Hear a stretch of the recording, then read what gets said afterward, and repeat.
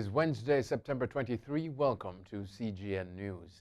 Despite the challenges of the COVID-19 pandemic, thousands of students across the Caribbean wrote exams and obtained commendable scores. The information was shared on Tuesday at a virtual ceremony for the announcement of the July to August 2020 CSEC and CAPE examination results.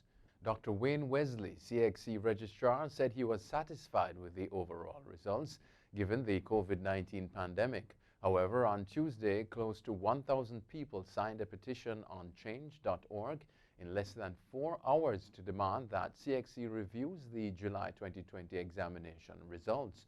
With the original target of 1,000 signatures being met by 11 p.m., the petition has now a revised goal of 1,500. Jamaica's children's advocate says investigators have received crucial information which should help them locate a toddler who was seen in a video smoking a cigarette and drinking what appeared to be alcohol. In an update to Radio Jamaica News on Tuesday night, Diane Gordon Harrison disclosed investigators from her office visited a particular community and will continue those efforts today, Wednesday.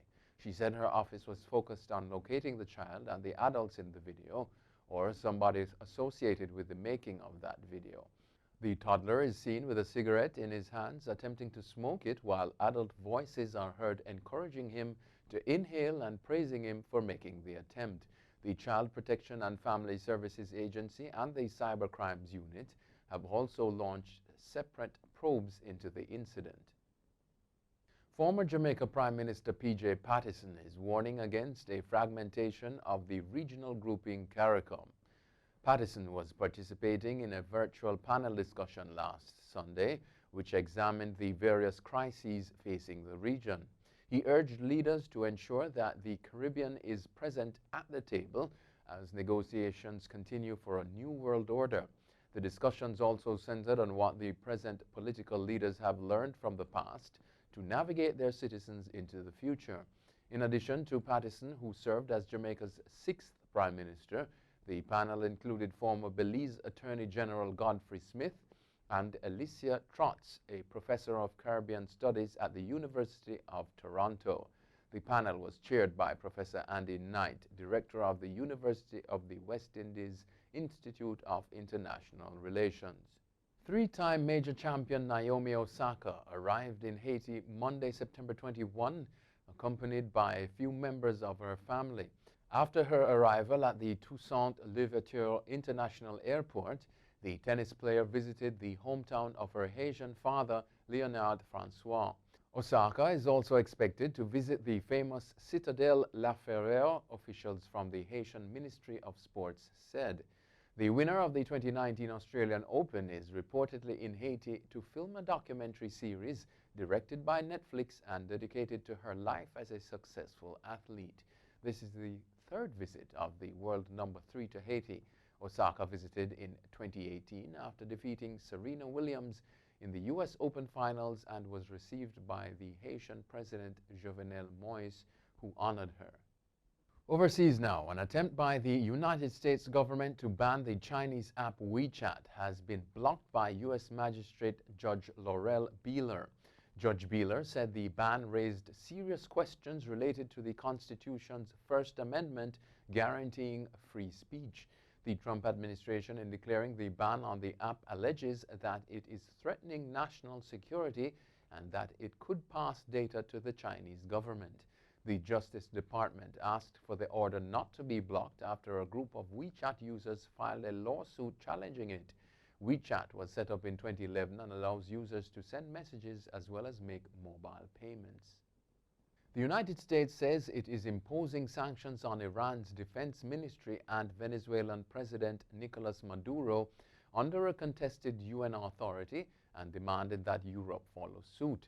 President Donald Trump's administration named 27 people or entities that it said would be subject to UN sanctions, but the world body itself says that the decision is not up to Washington. The United States has separately been seeking to oust Venezuelan President Nicolas Maduro. The State Department said it was again imposing sanctions on Maduro under the executive order from Trump, pointing to defense transactions between Iran and the Venezuelan leader.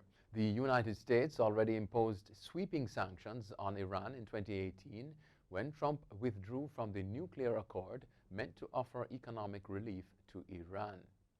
All departing international airplane passengers are now required to do a COVID-19 test to replace the quarantines being blamed for worsening the travel slump. Reuters has reported that global airlines on Tuesday called for airport COVID-19 tests for the departing passengers.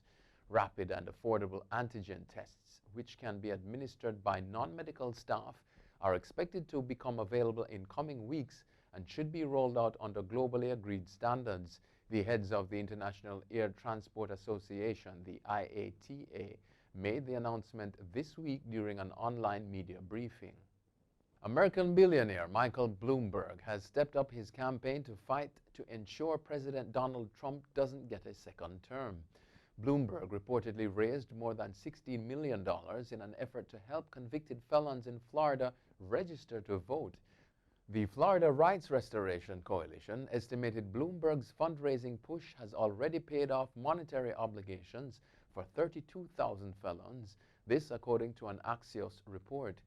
Bloomberg, who ran in the Democratic primary for president, has endorsed Democratic presidential nominee Joe Biden and has already donated $100 million to his campaign. One of the world's most controversial football players, Luis Suarez, is being investigated by the police in Italy for cheating on his Italian citizenship test ahead of his move to the country.